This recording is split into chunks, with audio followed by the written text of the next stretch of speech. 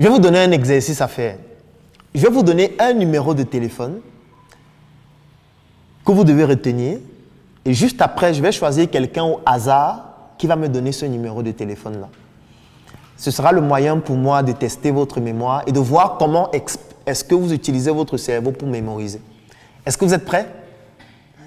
D'accord. Je vais donner le numéro de téléphone. Et vous aurez 2 minutes pour retenir le numéro. Et après 2 minutes, je vais choisir quelqu'un au hasard qui va venir me donner le numéro que j'ai eu à donner. Le numéro de téléphone, c'est le 677 61 90 11. Vous avez 2 minutes et après, je vais choisir quelqu'un au hasard qui va me donner le même numéro que j'ai donné tout à l'heure. Bien évidemment, sans noter, parce que c'est un exercice de mémoire.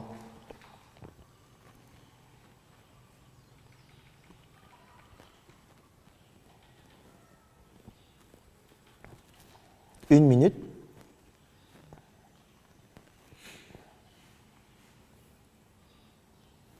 Alors, je vais appeler Ashley qui va venir me donner le numéro de téléphone. Elle peut venir.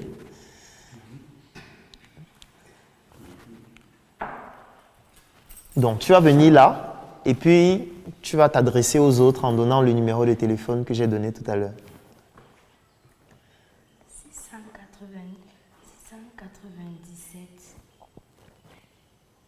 60. Tu peux parler à haute voix. 697 61 88 11. D'accord. Est-ce qu'on peut applaudir pour Ashley? Je vais appeler Maria qui va se prêter au même exercice.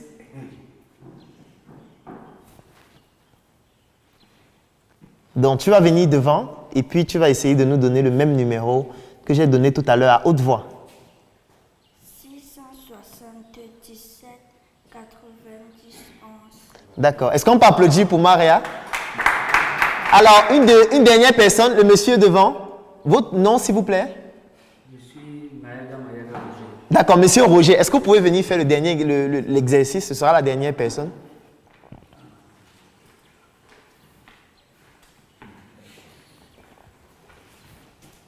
Le numéro de téléphone, c'est le 677 61 90 11. Est-ce qu'on peut applaudir pour monsieur Roger aussi? Alors, ce que j'étais en train de faire, ou plutôt cet exercice, a pour but de tester votre mémoire.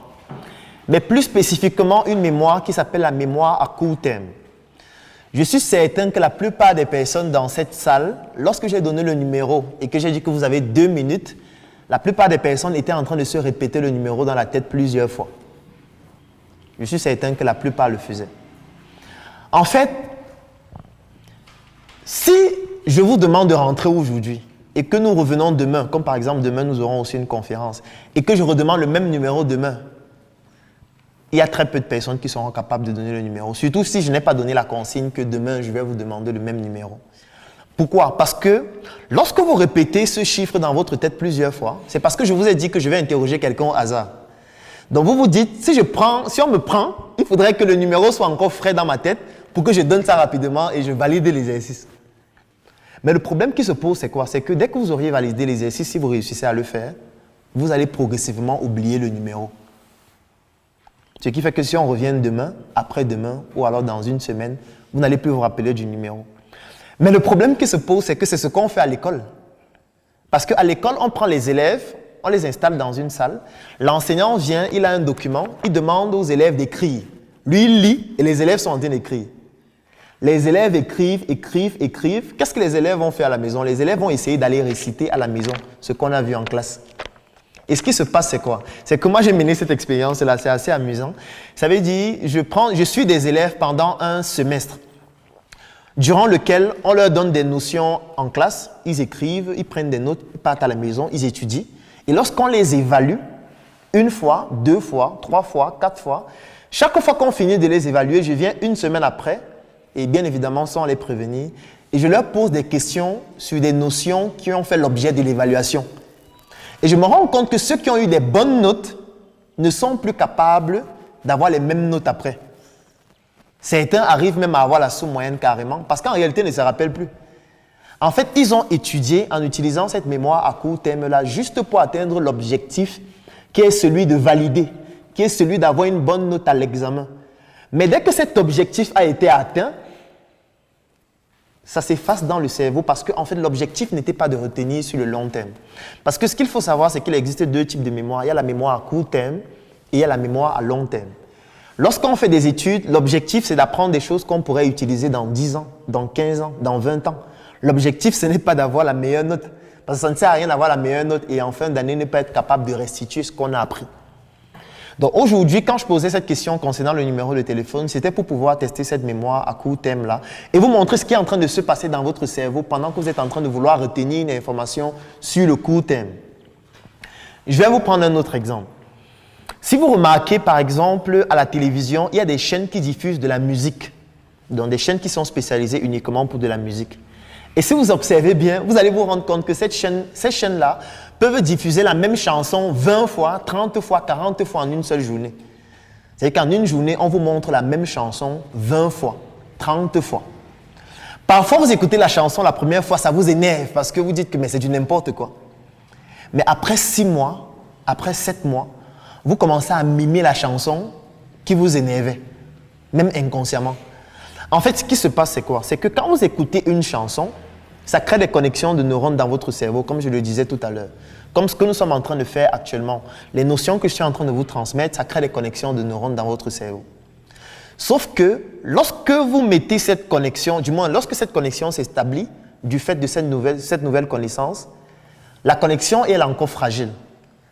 Donc, pour que vous puissiez retenir l'information sur le long terme, il faut que l'information là se consolide, c'est-à-dire que la connexion entre ces neurones correspondant à ces informations ou à ces connaissances-là se consolide. Et pour que ça se consolide, il y a deux choses. La première chose, c'est ce qu'on appelle la consolidation consciente. Ça veut dire, si aujourd'hui, j'ai écouté la chanson, demain, j'écoute encore la chanson, après-demain, j'écoute encore la même chanson, c'est ça qu'on appelle une consolidation consciente. Donc, ça va contribuer à consolider les connexions entre ces neurones-là et ça va vous pousser à beaucoup plus facilement retenir l'information concernant cette musique sur le très long terme. Ensuite, il y a ce qu'on appelle la consolidation inconsciente. Elle se produit pendant le sommeil. C'est pour ça qu'il est très recommandé d'étudier juste avant de dormir. Parce que quand vous dormez, il y a un mécanisme de consolidation inconscient qui se produit, qui consolide ce que vous avez appris et qui vous permet de retenir ça sur le long terme.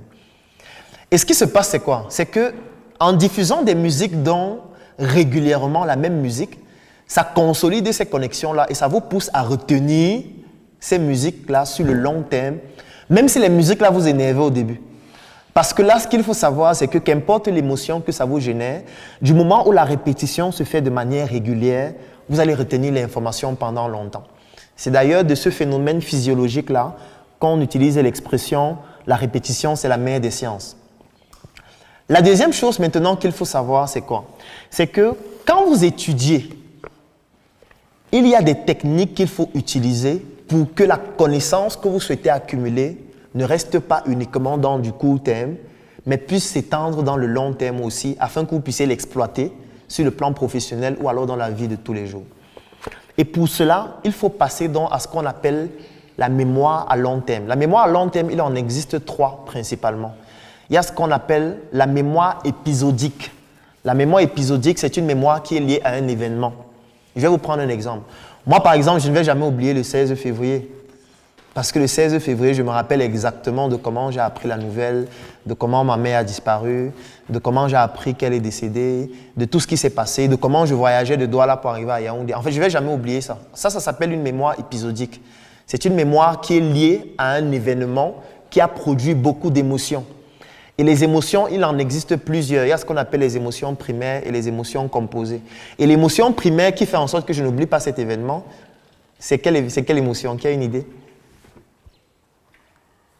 Quelle est l'émotion qu'on subit lorsqu'on a quelqu'un qui nous est proche qui décède?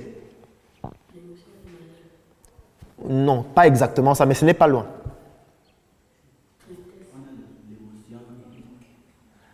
Oui, je vais valider la tristesse. Quoi d'autre? Oui, la douleur. Ça veut dire qu'on ressent de la douleur. On a perdu quelqu'un qui nous est proche. il y a de la douleur, il y a de la tristesse. Et quand cette émotion s'associe à un événement, on retient l'événement pendant plus longtemps. Pourquoi? Parce que dans votre cerveau, il y a une partie qui s'appelle le cerveau limbique. Le cerveau limbique, c'est une partie du cerveau qui contrôle 3 fonctions indispensables, c'est-à-dire la mémoire, la prise de décision et les émotions. Donc, quand une émotion s'associe à un événement, ça vous pousse à retenir l'événement pendant plus longtemps. Si je pose une question à une femme qui a déjà accouché, ton premier accouchement, c'était dans quel hôpital? L'enfant avait combien de kilos? C'était en quelle date? Elle va se rappeler exactement de ce qui s'était passé. Et ce qui est magnifique avec la mémoire épisodique, c'est qu'elle va se rappeler de ce qui s'est passé avant l'événement, pendant l'événement et après l'événement. Par contre, si je vous pose la question, qu'est-ce que vous avez mangé le 10 septembre 2020? Très peu de personnes seront capables de savoir. Parce que vous avez déjà oublié en fait. Si je vous demande qu'est-ce que vous faisiez le 11 novembre 2017 à 16h, vous allez dire que je ne me rappelle plus. Mais si cette date correspond à un jour où vous avez été victime d'un accident de la voie publique et vous avez perdu un membre, vous n'allez jamais oublier cette date toute votre vie. Pourquoi? Parce que cette date va devenir ce qu'on appelle une mémoire épisodique, c'est-à-dire elle est liée à un événement durant lequel il y a eu de fortes émotions qui poussent à retenir l'événement pendant longtemps. Donc ça, c'est la première mémoire sur le long terme. Donc pour retenir une information sur le long terme, première chose qu'il faut faire, il faudrait que des émotions s'associent à cet événement-là ou alors à cette connaissance-là pour que vous puissiez retenir l'information sur le long terme. C'est pour ça que l'une des techniques pour retenir une information, c'est de faire en sorte que cette information s'associe à des émotions. Sur le plan marketing, ça se vérifie aussi parce que les histoires, par exemple, vendent mieux qu'un texte qui n'a pas d'histoire. Si vous venez là dire, vraiment, je vends le livre Le jeune entrepreneur africain, ça coûte 10 000 francs, achetez ça et ça va vous permettre de vous lancer en entrepreneuriat. Ça, c'est un texte qui n'a pas d'histoire. Par contre, si je vous raconte une histoire qui correspond à ce livre, je vous raconte comment quelqu'un, par exemple, s'est lancé en entrepreneuriat et il a eu à commettre des erreurs qui ont fait en sorte qu'il perde 10 millions de francs. Et qu'en lisant ce livre dans un chapitre, il a pu comprendre exactement quelle est l'erreur qu'il avait eu à commettre et qui a fait en sorte qu'il perde autant d'argent. Et que directement, en lisant ce livre, ça lui a permis de restructurer son entreprise et de gagner beaucoup plus d'argent. Là, il y a des émotions qui s'associent à l'histoire. Et directement, beaucoup de personnes vont s'identifier à cette histoire et vont vouloir reproduire la même expérience pour que ça puisse produire des résultats aussi chez eux.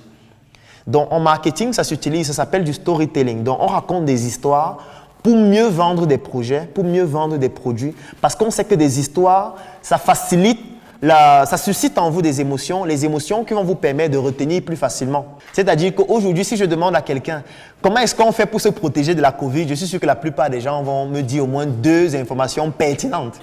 Il y a certains qui vont me dire qu'il y a la distanciation sociale, il y a d'autres qui vont me dire qu'il faut porter le masque, etc.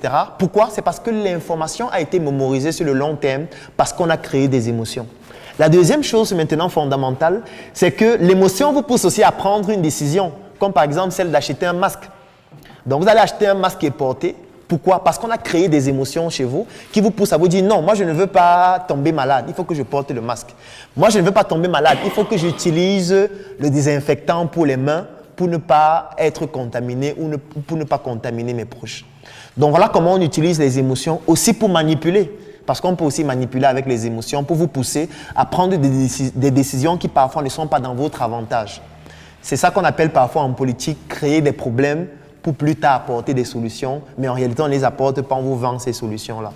Donc ça c'est la première forme de mémoire sur le long terme. La deuxième forme de mémoire sur le long terme, c'est ce qu'on appelle la mémoire procédurale.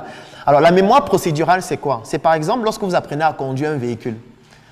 Quand vous êtes à l'auto-école et que vous apprenez à conduire un véhicule, quand vous entrez dans la voiture, vous êtes conscient de toutes les actions que vous posez. Vous savez, quand vous appuyez sur le frein, vous êtes conscient de ce que vous êtes en train de faire. Quand vous touchez le frein en main, vous êtes conscient de ce que vous êtes en train de faire. Quand vous appuyez l'embrayage, vous êtes conscient. Toutes les actions que vous posez, vous êtes conscient parce que vous êtes encore en train d'apprendre. Mais dès que vous savez déjà conduire, vous pouvez commencer à conduire en causant au téléphone. Vous pouvez conduire en menant une autre activité. Pourquoi? Parce qu'en réalité, les différentes étapes de la procédure de la conduite sont devenues automatiques. Et c'est devenu donc ce qu'on appelle une mémoire procédurale. Ce qui fait en sorte que vous pouvez conduire en menant une autre activité de manière automatique. Vous pouvez pédaler le vélo sans avoir besoin d'être conscient de ce que vous êtes en train de faire réellement. Donc ça, c'est une autre forme de mémoire sur le long terme qu'on appelle la mémoire procédurale. Et la troisième forme de mémoire sur le long terme, c'est ce qu'on appelle la mémoire sémantique. La mémoire sémantique, en fait, est liée aux connaissances dont vous avez bénéficié à l'école ou non. Et l'élément le plus important dans ces connaissances-là, c'est qu'en réalité, c'est un savoir, c'est-à-dire une connaissance théorique qui s'associe à un savoir-faire, c'est-à-dire la partie opérationnelle, lorsque vous pratiquez ces connaissances-là et qui peuvent aussi s'appliquer avec une autre forme de connaissance qu'on appelle le savoir-être, c'est-à-dire le fait de contextualiser son environnement pour adapter ses connaissances et ses compétences par rapport à l'environnement dans lequel on est. Et on peut aussi associer à cela le fait savoir, c'est-à-dire que dès que vous avez une connaissance, l'un des moyens les plus efficaces pour que cette connaissance reste sédimentée dans votre cerveau sur le long terme, c'est de transmettre ces connaissances et ces compétences à d'autres personnes. Là, je vais prendre un exemple avec, par exemple, une femme qui prépare. Une femme qui a eu à préparer le coquille, par exemple, depuis 10 ans, 15 ans, 20 ans, comme ma mère savait très bien le faire, ça devient comme une sorte de mémoire sémantique. Parce que si vous la réveillez dans son sommeil et vous lui demandez comment est-ce qu'on fait pour préparer le coquille, en fait, elle va vous expliquer étape par étape ce qu'il faut faire, les ingrédients qu'il faut, la cuisson, etc. Elle n'aura pas besoin de réciter ça dans sa tête parce qu'en réalité, c'est devenu une mémoire sémantique du fait qu'elle pratique cela au quotidien et de manière régulière. Donc, pour résumer, si vous voulez retenir une information sur le long terme, et je tiens à vous préciser que la mémoire est extrêmement importante, qu'importe l'activité que vous menez. Si vous êtes un employé, vous avez besoin de retenir ce que votre patron vous dit. Vous avez besoin de retenir le travail que vous devez faire. Vous avez besoin de retenir les tâches et la to-do list. Vous avez besoin de retenir votre cahier de charges pour pouvoir être performant. Si vous êtes un enseignant, la mémoire est même encore beaucoup plus importante parce que votre mémoire va vous permettre de pouvoir beaucoup plus facilement transmettre des informations à vos étudiants. Si vous êtes un enseignant, si vous êtes un entrepreneur, la mémoire, elle est encore fondamentale parce que tout ce que vous faites, vous devez pouvoir mémoriser pour pouvoir l'appliquer et ajuster vos stratégies. Si par exemple, je vends mon livre Le jeune entrepreneur africain et je me rends compte que 85% de mes clients, ce sont des hommes, il faut que je retienne cette information pour que ça me permette d'orienter ma stratégie en fonction de cette statistique-là. Donc la mémoire est fondamentale. Que vous soyez un élève, que vous soyez un étudiant, que vous soyez un enseignant, que vous soyez un entrepreneur. Donc il est donc important pour vous de comprendre comment votre cerveau fonctionne, comment votre mémoire fonctionne afin d'optimiser cela dans votre activité pour être beaucoup plus performant et tout simplement devenir la meilleure version de vous-même. Et pour terminer cette conférence, parce que je ne voudrais pas qu'elle soit très longue, pour qu'on puisse passer à une phase beaucoup plus interactive, où vous allez poser vos questions et je vais pouvoir y apporter des réponses, je vais vous présenter quelques petites astuces que vous devez utiliser lorsque vous étudiez afin d'être beaucoup plus performant dans vos études ou alors dans tous les travaux que vous allez faire qui nécessitent d'avoir une mémoire importante. La première chose que vous devez faire lorsque vous voulez étudier et avoir des performances beaucoup plus importantes, c'est le fait qu'il faudrait toujours au préalable vous fixer un objectif à atteindre. Avant de faire n'importe quoi, vous devez toujours vous fixer un objectif à atteindre. L'objectif doit avoir certaines spécificités. La première spécificité, c'est que l'objectif doit être chiffré. La deuxième spécificité, c'est que l'objectif doit être délimité dans le temps. Ça, c'est extrêmement important. Je vais prendre un exemple. Si je voudrais lire ce livre, je dois me fixer un objectif. Premier objectif, il faudrait que je finisse de lire ce livre dans 30 jours. Vous voyez que je n'ai pas dit un mois. Je préfère dire 30 jours parce que c'est plus précis. L'objectif doit être extrêmement précis. Il ne doit pas être vague. Je dois finir de lire ce livre dans 30 jours. Ça, c'est un objectif. Maintenant, pour pouvoir atteindre cet objectif, qu'est-ce que je vais faire? Je vais fragmenter cet objectif en petits objectifs de manière hebdomadaire et de manière quotidienne. Ça veut dire, qu'est-ce que je vais faire? Je vais commencer par regarder, ce livre a combien de pages? Le livre a 294 pages. On peut dire 300 pages. Je vais diviser 300 par 30. Ça donne combien? 300 divisé par 30, ça donne combien? Ça donne 10. Ça veut dire 10 pages en combien de jours? Ça veut dire 10 pages par jour. Ça veut dire que si je lis 10 pages par jour, au bout de 30 jours, j'aurai lu 30 pages, 300 pages, c'est-à-dire j'aurai fini le livre. Donc, dès que j'ai fini de me fixer l'objectif qui doit être très précis, délimité dans le temps, c'est-à-dire je dois finir ce livre en 30 jours, je ramène maintenant l'objectif par jour. Ça revient à lire 10 pages par jour. Alors, maintenant, par jour, je vais me fixer un délai de temps pour atteindre cet objectif quotidien. Ça veut dire quoi? Je vais me dire, je vais consacrer 30 minutes de mon temps chaque jour pour lire les 10 pages. Les 30 minutes, ça peut être à n'importe quel moment. Hein. Ça peut être le matin, ça peut être dans l'après-midi, ça peut être le soir. Qu'importe. Mais je vais m'imposer la discipline de lire pendant 30 minutes chaque jour les 10 pages qui correspondent à mon objectif quotidien. Donc lundi, qu'est-ce que je fais? Je prends le livre, je lis les 10 premières pages. Dès que je finis de lire les 10 premières pages, j'arrête de lire. Je fais un résumé des 10 pages et je m'arrête. Je peux me consacrer à une autre activité. Mardi, je viens, j'essaye de revoir le résumé des 10 premières pages et je lis encore 10 autres pages. Toujours pendant 30 minutes, je n'ai pas besoin d'aller plus loin. Au bout d'une semaine, j'évalue le nombre de pages que j'ai déjà lues et j'essaye de voir le pourcentage d'atteinte de l'objectif. Parce que normalement, étant donné que le mois fait 4 semaines, il faudrait qu'après la première semaine, je sois déjà au moins à 25% de l'objectif atteint. Au bout des 30 jours, je vais maintenant évaluer. Le livre faisait 300 pages. J'ai lu combien de pages? Je vois le nombre de pages lues. Parce que ça peut arriver qu'en une journée, vous avez eu beaucoup de choses à faire, vous n'avez pas pu avoir 30 minutes pour lire. Ça peut arriver.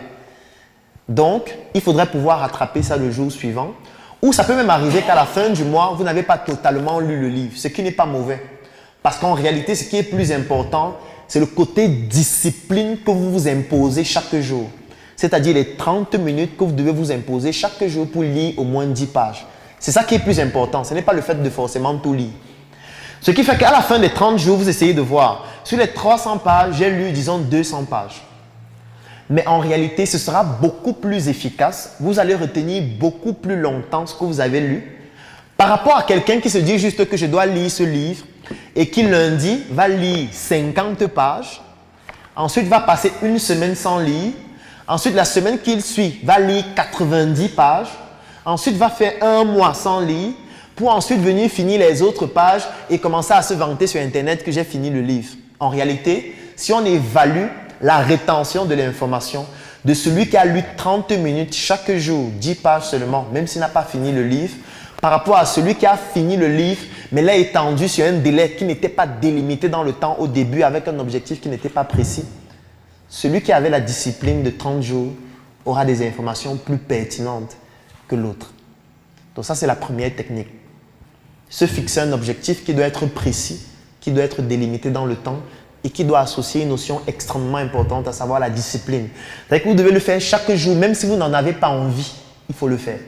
Et que même si vous êtes énervé, il faut lire les 10 pages. Même si vous n'avez rien compris, il faut quand même le faire pour que votre cerveau adapte cette discipline-là dans votre vie et que ça devienne maintenant un élément fondamental de votre comportement et de votre attitude.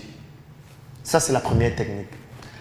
La deuxième technique maintenant, c'est lorsque vous êtes en train de bénéficier d'une leçon ou alors d'un cours de manière verbale, comme je suis en train de le faire actuellement. Il y a beaucoup de personnes qui, pendant qu'on est en train de faire un cours, ou alors lorsqu'on est en train de leur transmettre une information, ils sont en train de noter entièrement ce qu'on dit. Ça, ce n'est pas efficace. Pourquoi ce n'est pas efficace? Parce que dans votre cerveau, il y a ce qu'on appelle l'input et l'output. Pour ceux qui ont des notions un peu en informatique, doivent comprendre de quoi il s'agit. Ça veut dire que ce qui va sortir de votre cerveau dépend de ce que vous allez faire entrer. Si moi je suis en train de vous expliquer des notions comme je le fais actuellement et que tout ce que je suis en train de dire, vous êtes en train d'écrire entièrement ce que je dis, ça veut dire que l'input que vous donnez à votre cerveau, c'est que je ne veux pas retenir ça maintenant. J'écris pour aller apprendre à la maison. Donc directement, votre cerveau comprend que ce n'est pas important de retenir ça maintenant. C'est pour ça que vous êtes en train de tout écrire. Et directement, qu'est-ce que ça va entraîner? Ce que vous devez savoir, c'est que votre cerveau, notamment sur le plan de la mémoire, a une formule qui s'appelle compréhension est égale à attention multipliée par le temps. Pour comprendre une information, il faut associer deux éléments. L'attention, pendant qu'on est en train de transmettre l'information, et le temps que vous mettez pour comprendre l'information. Ce sont ces deux notions-là qui font en sorte que vous allez comprendre l'information sur le long terme. Donc, si vous êtes en train de suivre une formation, et vous n'avez pas l'attention nécessaire, ça diminue votre compréhension. Si vous êtes en train de suivre une formation et vous ne mettez pas le temps qu'il faut pour assimiler les notions qui sont transmises, vous allez diminuer votre compréhension. Et si vous diminuez les deux, c'est-à-dire votre attention et le temps, vous diminuez de manière beaucoup plus considérable la compréhension. Je vais prendre un exemple. Supposons que moi, je suis en train de faire cette conférence et vous êtes en train d'utiliser votre téléphone. Vous savez que vous êtes en train de diminuer votre attention. Ça va donc diminuer la compréhension de ce que je suis en train de faire. Si je suis en train de transmettre cette information et vous êtes en train d'écrire tout ce que je dis en même temps, là, vous êtes aussi en train de diminuer votre attention. Ça va donc diminuer votre compréhension. Et vous serez donc obligé d'aller lire à la maison afin de comprendre. Mais le problème qui se pose, c'est que tout le monde n'a pas les mêmes formes d'intelligence les plus prédominantes. Parce que vous devez savoir qu'il en existe 9 formes d'intelligence. Il y a des personnes qui ont une intelligence logico-mathématique beaucoup plus développée. Ça veut dire qu'ils sont à l'aise avec les chiffres, ils sont à l'aise avec les nombres, ils s'en sortent facilement en mathématiques. Pour eux, tout est logique. Si ce n'est pas rationnel, si vous ne donnez pas des statistiques lorsque vous expliquez quelque chose, pour eux, ce n'est pas pertinent. Il y a d'autres personnes qui ont plutôt une intelligence linguistique qui est plus développée. Ce sont des personnes qui vont beaucoup lire, c'est des personnes qui vont beaucoup écrire, c'est des personnes qui sont intéressées par les langues. Ce sont des personnes qui, en général, vont parler plusieurs langues ou seront intéressées à apprendre à parler plusieurs langues. C'est 2 formes d'intelligence différentes. Chacun de nous, à la naissance, a toutes ces formes d'intelligence, mais notre environnement, notre patrimoine génétique et les connaissances dont nous bénéficions à l'école ou non, nous orientent à développer beaucoup plus facilement certaines formes d'intelligence par rapport à d'autres. Il y a d'autres personnes qui auront une intelligence musicale. C'est des personnes qui sont intéressées par des sons, qui vont vouloir reproduire des sons, qui vont essayer de jouer à des instruments de musique ou qui savent jouer à des instruments de musique ou qui sont intéressés par tout l'univers médical, du moins musical. Vous avez d'autres personnes qui ont l'intelligence interpersonnelle, intrapersonnelle. Je ne vais pas tout rentrer là-dessus, mais c'est pour vous faire comprendre qu'en réalité, notre environnement nous façonne. Il y a des comportements et des attitudes qui se transmettent génétiquement. Ce qui fait donc en sorte que certaines personnes ont beaucoup plus facilement des prédispositions à faire certaines choses par rapport à d'autres. Donc, quand vous notez entièrement ce qu'on dit en classe et vous rentrez à la maison en vous disant que c'est en lisant que vous allez retenir, non, il y a des personnes qui, pour retenir, ont besoin d'expérimenter. Il y a des personnes qui, pour retenir, ont besoin qu'on schématise en images pour qu'ils puissent voir en image à quoi ça ressemble. Il y a des personnes qui, sans qu'elles n'ont touché, elles ne peuvent pas comprendre. Vous allez leur expliquer tout ce que vous voulez, mais tant qu'elles ne touchent pas et qu'elles n'expérimentent pas, elles ne pourront pas comprendre ce que vous êtes en train de dire. Donc, c'est la raison pour laquelle les nouvelles méthodes pédagogiques, ce qu'on appelle la différenciation pédagogique, qu'on devrait normalement enseigner à l'école, mais qu'on n'apprend pas, parce que vous devez aussi savoir que notre école est tributaire de l'époque coloniale. Ce qu'on apprend à l'école à nos enfants actuellement, c'est pour les former à devenir des esclaves. Bon, c'est vrai qu'esclave, c'est choquant, mais je n'en suis pas désolé, mais je vais utiliser un autre terme, comme par exemple d'être des ouvriers. Parce que quand un enfant va à l'école, il fait par exemple la C, il a son bac C. Il va à l'université faire physique, il a son master en physique, c'est pour devenir quoi après? En fait, il sera un ouvrier. La probabilité pour qu'il devienne un ouvrier est de 99,9%. Pourquoi? Parce qu'en réalité, si on le prend dans une entreprise de manière opérationnelle, il ne pourra rien faire. Il ne saura presque rien faire. Et on est dans un environnement qui est encore pathétique. C'est le fait que lorsque quelqu'un fait la technique, on se dit que c'est parce qu'il n'avait pas suffisamment de connaissances pour faire la générale. C'est pour ça que parfois, on traite ceux qui ont fait la technique avec beaucoup de raillerie. Lorsque quelqu'un dit que j'ai eu mon cap en plomberie, on dit waouh, ouais, l'école t'a dépassé, mais bon, ça, tu te bats quand même là-bas, n'est-ce pas? Mais c'est une aberration. Nous sommes dans un pays en construction, donc c'est ceux qui font la technique en réalité qui devraient avoir une place plus importante dans la société. Parce que dans la société, quelqu'un qui a le cap en menuiserie est plus important que toi qui as le bac C, puisqu'avec le bac C, tu ne sais rien faire. Mais en réalité, l'école a été conçue pour former des ouvriers qui vont aller travailler dans des usines afin de rendre beaucoup plus riches ceux qui ont conçu les programmes que nous devons apprendre à l'école et qui n'ont pas intérêt à ce que nous puissions remettre en question ce qu'on apprend à l'école pour devenir autosuffisants sur le plan intellectuel, sur le plan économique, sur le plan financier, sur le plan matériel et sur le plan même de l'image que nous avons vis-à-vis des autres. Donc, apprendre à apprendre, c'est aussi le fait de comprendre que nous aussi, nous avons quelque chose à apporter. Nous aussi, dans notre environnement, nous avons des choses importantes que nous pouvons enseigner aux autres. Moi, j'aime souvent le dire, normalement, le Cameroun devrait faire un don à la France par rapport à la Covid. Ça veut dire qu'on devrait prendre des étudiants qui devaient fabriquer des masques, fabriquer des désinfectants pour les mains. On devrait prendre les meilleurs médecins camerounais, prendre un avion cargo, mettre le matériel à l'intérieur et mettre dessus le drapeau du Cameroun et écrire dessus « Aide à la France ». et on met les Français, les Camerounais à l'intérieur, les médecins, les infirmiers et tout ça, avec des blouses. On envoie l'avion cargo en France pour aller aider les Français qui sont en confinement actuellement et qui sont en train de souffrir de la maladie. Vous ne trouvez pas que ce serait logique? Mais je sais que quand je dis qu'on va aider les Français, ça tourne mal dans le cerveau de certains qui se disent mais comment on va faire pour aider la France? Ils sont plus riches que nous. Mais c'est une bêtise de dire qu'ils sont plus riches que nous. Ils sont pauvres. Parce qu'il y a des Français qui dorment dans la rue. Il y a des Américains qui n'ont rien à manger, qui dorment dans la rue. Et on devrait même les recruter pour les aider. Pour que pendant une conférence comme ça, ils soient en train d'aider les gens à entrer. Donc on les paye pour qu'ils enregistrent les gens. Un Américain, on peut le payer puisque c'est un pauvre. Il n'a rien. On peut prendre un Anglais, c'est lui qui s'occupe d'appeler les gens pour que les gens viennent à la conférence. On lui donne même 2000 $ par mois. Et s'il n'est pas performant, on le vire, on prend un Japonais. Ça sonne mal dans la tête, n'est-ce pas? Parce qu'on nous a appris à l'école qu'on doit être condescendant vis-à-vis d'eux, alors que ce sont les pauvres aussi. Vous connaissez combien de pauvres il y a en Chine? Le nombre de pauvres qu'il y a en Chine, ça dépasse la population de toute l'Afrique subsaharienne. Et le nombre de pauvres qu'il y a seulement en Chine, lorsqu'on prend la population des pays de l'Afrique subsaharienne, ça dépasse. C'est une aberration. Nous sommes riches. Mais le problème, c'est que nous avons des ressources qui ne sont pas transformées en richesse. Ces ressources commencent par notre cerveau qui est sous-exploité. Notre cerveau dont nous ne comprenons pas son fonctionnement, afin de comprendre comment l'exploiter pour tirer toutes les ressources de notre environnement et permettre à ces ressources de devenir la richesse.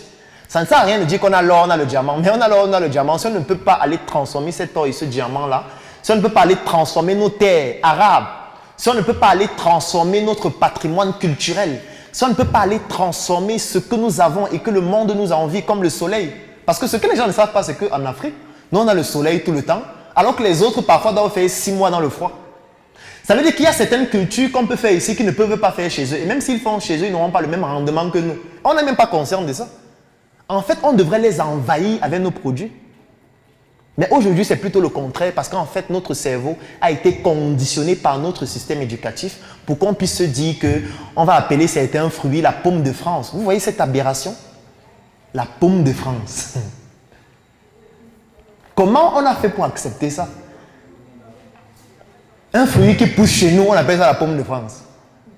Et les gens sont fiers de dire j'ai mangé 2 pommes de France aujourd'hui. Mais ça, c'est une bêtise.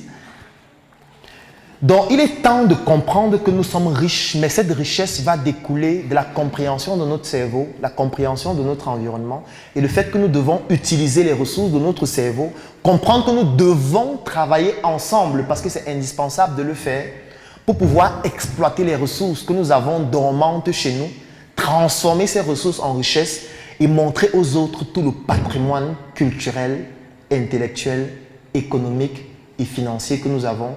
Et enfin, nous affirmer en tant qu'Africains, au lieu de vouloir simuler les autres, alors qu'en réalité, les autres essayent d'être comme nous. Je vous remercie.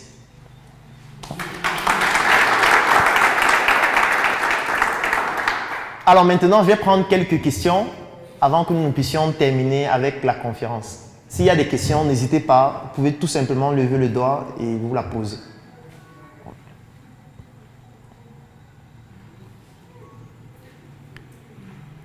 Après, si vous avez tout compris, c'est magnifique. Et là, moi, je vais vous poser 2-3 questions. Parce que vous avez des chocolats à gagner. Aujourd'hui, nous avons apporté des chocolats Choco de notre industrie. Et ce sera entièrement partagé. Parce que c'est aussi notre manière de célébrer la vie de Meufo. Donc, vous allez découvrir le talent et le savoir-faire camerounais. Parce que ces chocolats sont entièrement fabriqués par nous-mêmes dans nos usines avec du cacao camerounais qui est l'un des cacaos les plus fins au monde. Et nous avons l'audace d'affirmer que notre chocolat, c'est parmi les meilleurs, du moins, nos chocolats sont parmi les meilleurs du monde, pas du Cameroun, parce que le Cameroun n'est qu'un petit quartier. Notre pays réel et véritable, c'est l'Afrique. Est-ce que vous avez des questions? Proviseur, déjà d'être là, parce que ça témoigne de la reconnaissance et de surtout l'importance que vous accordez à ce que nous sommes en train de faire. Vraiment, merci. Mais moi, ce que je vais vous dire pour vous répondre, déjà, vous avez totalement raison. Et certainement, les prochaines fois, nous allons prendre en considération ces contingences environnementales pour pouvoir faire en sorte que l'écho soit beaucoup plus grand. Mais nous, nous sommes les entrepreneurs. Donc, nous, pour nous, chaque problème est une opportunité. Donc, qui est une personne, qui est deux personnes, qui n'y est personne, nous, on fait notre travail. Nous, on est en train de filmer cette conférence. Elle est en train de passer en direct sur Internet. Il y a des gens qui suivent actuellement des États-Unis, de la Chine, de partout dans le monde. Pour nous, c'est ça, l'entrepreneuriat. C'est pas de pleurer. Moi, je ne suis pas un pleureur. Ma mère n'était pas une pleureuse. Et je suis sûr que d'où elle est, elle ne pleure pas. Donc, aujourd'hui, nous sommes venus pour toute cette semaine partager bénévolement notre expérience aux jeunes du village. Je suis content que certains soient là pour pouvoir bénéficier de cela. Certainement, on va aussi mettre à la disposition de tous les proviseurs des établissements la vidéo, parce que c'est pour ça que c'est filmé entièrement, pour que vous puissiez avoir la vidéo, pour que ça devienne comme une sorte de manuel didactique, de telle sorte que peut-être un mercredi, on peut demander aux élèves de s'asseoir dans une salle, on projette cela et ils suivent, parce qu'on ne peut pas avoir tout le monde en même temps, au même moment, la salle même ne suffirait pas. Donc nous, on a déjà compris ça. Donc vraiment, merci d'être là. Et puis certainement, les prochaines fois, l'événement sera encore meilleur. Oui? Peut-être il faudrait que tu viennes devant, parler devant la caméra. C'est pour donner un peu de précision, monsieur le proviseur, pour la sensibilisation. Je pense que la sensibilisation n'a pas été tellement différente. Il y a plus d'une semaine, je suis venu ici au village pour cette sensibilisation, parce qu'il n'y a pas assez de temps. On m'a dit que la radio ne marche plus. J'ai vu le proviseur, je lui ai expliqué l'importance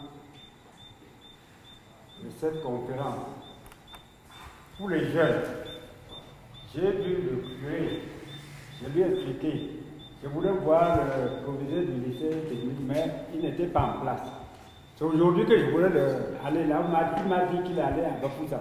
Vraiment, c'est aujourd'hui qu'il a été informé, il est là. Nous ne pouvons faire que ce qui est à notre portée. Nous sommes là, on est arrivé depuis 16 heures. Le proviseur lui a fait comprendre les élèves, c'est mieux que les élèves viennent après la sortie de l'école. Ils vont venir directement, parce qu'ils vont dans les maisons, ils vont se perdre. Mais on a été surpris que vraiment, les objectifs n'ont pas été atteints. On ne peut pas faire mieux que ce que nous avons fait. C'est pour une petite question que je voulais donner sur la question du proviseur. Alors, merci beaucoup. Et comme je le disais tout à l'heure, c'est aussi cette mentalité que nous devons avoir. Parce que la vie, il y aura toujours des challenges. Il y aura toujours des difficultés. Il y aura toujours des choses qui ne vont pas se produire exactement comme vous le souhaitez. Mais il ne faudrait pas pleurer. Il ne faudrait pas s'arrêter et dire non, le monde ne m'aime pas, les gens ne m'aiment pas, pourquoi ça n'a pas fait ceci. Non, c'est à nous de réfléchir vis-à-vis de cette difficulté qu'on rencontre maintenant. Qu'est-ce qu'on fait? Quelle est la solution qu'on apporte? C'est ça l'entrepreneur. L'entrepreneur, c'est celui-là qui, à chaque fois qu'il y a une difficulté, se dit qu'est-ce que j'apporte comme solution? Et la solution doit être extrêmement pertinente parce que ce que nous sommes en train de faire maintenant est plus pertinente que d'avoir une salle de 100 personnes parce que là, plus de 100 personnes sont en train de nous suivre directement. Donc pour moi, c'est ça. Mais je suis totalement d'accord, monsieur le proviseur, par rapport à ce que vous avez dit. Nous avons essayé de faire ce que nous avons pu à notre niveau parce que lorsqu'on arrive dans un environnement, il y a les chefs de terre. Et les chefs de terre sont un peu comme le relais de ce que nous sommes en train de faire pour que de manière opérationnelle, les populations puissent comprendre ce que nous faisons et puissent être mobilisées. Donc, je n'ai pas envie d'accuser quelqu'un, je n'ai pas qualité à le faire, je ne voudrais même pas le faire parce que j'estime que ce qu'on est en train de faire maintenant est très bien fait. Parce que pour moi, c'est la qualité de ce qu'on fait qui compte, ce n'est pas forcément la quantité. Donc, merci encore une fois de plus d'avoir été là. Il se fait déjà un peu tard, il y a des enfants qui doivent rentrer à la maison. Chacun de vous va bénéficier d'une plaquette de chocolat de votre choix. Nous en avons 4. Nous avons le chocolat choco blanc, le chocolat choco noir, le chocolat choco sans sucre et surtout le chocolat choco au lait. Ces 4 chocolats découlent d'une de nos usines qui s'appelle Startup Foods, qui est à Yaoundé. C'est une des usines de la Startup Academy dont je suis le président. Donc, nous avons apporté ces chocolats afin de pouvoir vous faire découvrir ce que les Camerounais, ce que les Africains sont capables de faire. Et c'est cette expertise que nous sommes venus apporter au village Fotouni afin qu'ici, lorsqu'un enfant sorte de l'école, il puisse concevoir un projet qui va partir de Fotouni et pouvoir influencer le monde, pas le Cameroun. Parce que le Cameroun n'est qu'un petit quartier. Pourquoi j'insiste à dire que le Cameroun c'est un quartier? C'est parce qu'en 1884, il y a une conférence qu'on a organisée en Allemagne qui avait pour but de segmenter l'Afrique comme si l'Afrique c'était un gâteau. Ça s'appelait la conférence. Qui connaît comment ça s'appelait cette conférence? Oui? Voilà, la conférence de Berlin. Donc, ce qui fait donc en sorte que ils ont dit que nous sommes Camerounais, nous sommes Tchadiens, nous sommes Guinéens, nous sommes Algériens, etc. Alors qu'en réalité, notre pays, c'est l'Afrique. Donc, le Cameroun n'est qu'un petit quartier dans lequel on transite en attendant, parce que lorsqu'on fait quelque chose d'ici, ça doit pouvoir influencer l'Afrique et le monde. Et c'est ce que nous sommes venus apporter au village Photonnier. Et durant toute cette semaine, c'est ça que nous allons faire. Donc, demain, mardi, nous aurons aussi une conférence, toujours dans cette même salle, le foyer de Photonnier. La thématique de demain, ce sera les opportunités d'affaires au village Photonnier. Donc, ce sera toujours moi le conférencier. Je vais vous apprendre comment est-ce que vous pouvez saisir les opportunités, ou plutôt comment transformer les problèmes qu'on retrouve au village Photonnier en opportunités pour que des élèves, des étudiants, des opérateurs économiques et n'importe quelle personne puisse exploiter ces opportunités-là afin de permettre au village de s'améliorer sur le plan social, sur le plan culturel et aussi sur le plan économique. Mercredi, nous aurions un atelier pratique où nous allons vous apprendre à fabriquer des produits cosmétiques et des produits agroalimentaires. À la fin de l'atelier de mercredi, chacun ici va lui-même fabriquer le produit avec lequel il va rentrer. Donc, vous allez fabriquer les savons, vous allez fabriquer des produits agroalimentaires et beaucoup d'autres produits. Vous aurez la liste demain après la conférence afin que ce ne soit plus un mystère pour vous. Photonnier doit avoir sa marque de savon. Photonnier doit avoir sa marque d'eau de Javel. Photonnier doit avoir sa marque de chocolat. Marque de chocolat qu'on vend dans tous les pays du monde. Ça n'a rien de miraculeux. Si nous le faisons, nous sommes donc venus partager avec vous l'expérience et l'expertise pour le faire. Jeudi, nous aurons une journée médicale, journée durant laquelle nous allons à l'hôpital faire de la sensibilisation, des consultations gratuites et surtout des dépistages de certaines maladies avant que vendredi ne commencent les cérémonies officielles jusqu'à dimanche avec les funérailles de Meufo. Donc, merci beaucoup d'avoir été là. Le staff va se diriger vers chacun d'entre vous afin de pouvoir vous offrir des chocolats ou alors vous allez vous diriger vers le stand afin de pouvoir bénéficier de chacun de ces chocolats. Bien évidemment, après cette conférence, on va rester en contact. On va prendre le numéro de chacun d'entre vous et continuer les échanges et le networking. Merci encore d'avoir été là et bonne soirée à chacun d'entre vous. Rendez-vous demain, même lieu, pour le même événement qui continue.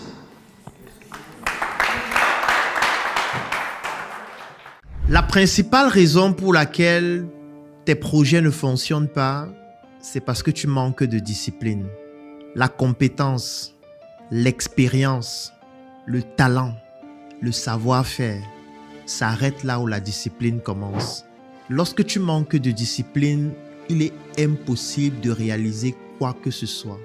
Qu'importe les moyens dont tu disposes, qu'importe ton relationnel, qu'importe tes prédispositions et qu'importe toutes les ressources que tu vas mettre en jeu.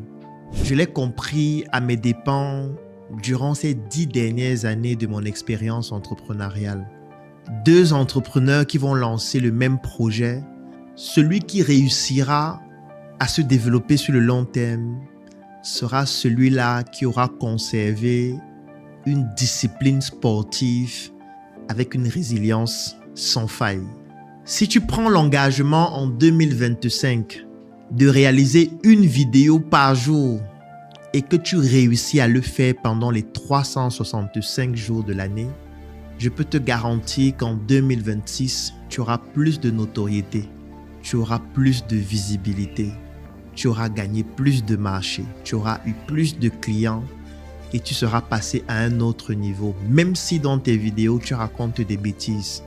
Parce que comme je le disais, la compétence, l'intelligence, l'expérience, le savoir-faire s'arrête là où la discipline commence. La discipline est tellement puissante qu'elle est plus importante que le talent.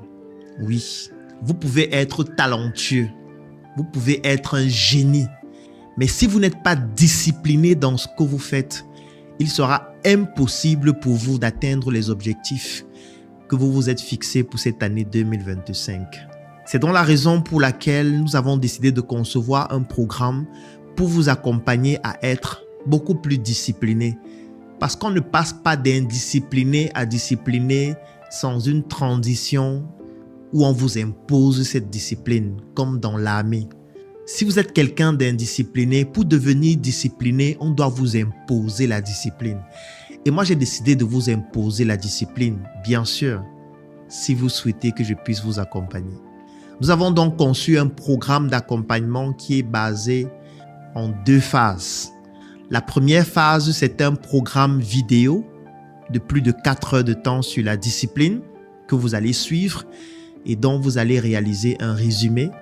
Et la deuxième phase, c'est un suivi qui va se dérouler dans un groupe privé dans lequel toutes les personnes qui ont regardé la vidéo vont intégrer ce groupe et vont donc effectuer des tâches au quotidien en fonction de leurs objectifs et de leurs activités. C'est-à-dire que lorsque vous allez intégrer le groupe après avoir regardé la vidéo de près de 4 heures de temps dans laquelle je parle de la discipline, vous allez nous parler de votre activité à travers quelques questions que je vais vous poser et nous allons donc décliner une feuille de route. Et cette feuille de route-là, je vais vous imposer tous les jours de pratiquer l'activité que vous êtes censé pratiquer ce jour-là. Et si après un certain moment, vous n'êtes pas capable de le faire, vous allez tout simplement être éjecté du groupe, même après avoir payé. C'est aussi ça la discipline. Et le fait de le faire en groupe permet que vous puissiez voir comment les autres sont en train de progresser afin que vous puissiez rester discipliné. C'est ce qu'on utilise parfois dans des sports collectifs. Vous vous rappelez, lorsque nous étions encore à l'école, par exemple au secondaire, lorsqu'on étudiait en groupe, c'était beaucoup plus facile d'étudier pendant longtemps parce que lorsque toi tu es en train de vouloir dormir, tu te rends compte que tes camarades sont en train d'étudier et tu te dis, donc je vais être le dernier, je ne veux pas être le dernier du groupe. C'est dans le même principe que nous avons décidé de concevoir pour ce programme. Donc si vous souhaitez participer à ce programme afin que je puisse vous imposer la discipline qui va vous permettre d'atteindre vos objectifs, je vais laisser un lien dans la description de cette vidéo et en commentaire. Vous cliquez dessus, vous remplissez le formulaire. Nous allons vous contacter pour vous permettre de participer à ce programme qui fera certainement de vous une meilleure personne en 2025 avec plus de discipline. Car comme je le disais au début de cette vidéo, le talent s'arrête là où la discipline commence. Cliquez sur ce lien et rejoignez-nous dans ce programme qui fera de vous des personnes disciplinées et qui naturellement atteignent leurs objectifs.